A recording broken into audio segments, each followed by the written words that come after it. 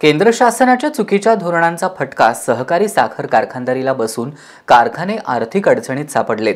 साखर उद्योगाला अडचणीतून बाहेर काढण्यासाठी केंद्र शासनाने साखरेचा हमी भाव 42 रुपये करावा अशी मागणी डी.वाय. पाटील साखर कारखान्याचे अध्यक्ष आमदार सतेज पाटील यांनी केली। Padmashri doctor DY. पाटील सहकारी साखर कारखान्याच्या 30व्या वार्षिक सर्वसाधारण सभेत ते बोलत होते। डी.वाय. पाटील साखर कारखान्याची सर्वसाधारण सभा आयोजित करण्यात आली होती।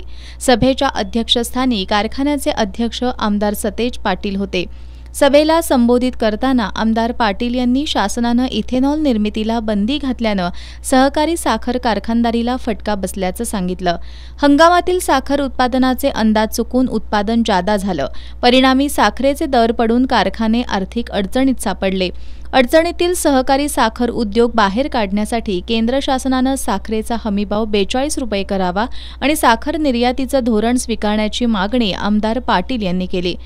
ऊस विकासाच्या माध्यमातून शेतकरी सभासदांनी उपलब्ध क्षेत्रामध्ये कमी खर्चात जादा उत्पन्न घेणं गरजेचं असल्याचं सांगून आगामी हंगामातील कारखान्याच्या 6 लाख मेट्रिक टन ऊस गाळपाच्या उद्दिष्टपूर्तीसाठी शेतकरी वर्गानं पिकवलेला संपूर्ण ऊस कारखान्यास गळीतास पाठवून द्यावा असं आवाहन अध्यक्ष आमदार सतेज पाटील यांनी केलं।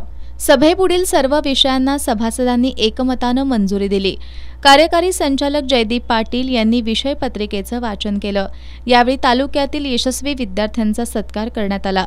सभेला उपाध्यक्ष बंडोपंत कोटकर, सर्व संचालक, सभासद, तोडणी वाहतूक कंत्राटदार, खाते प्रमुख आणि कर्मचारी उपस्थित होते।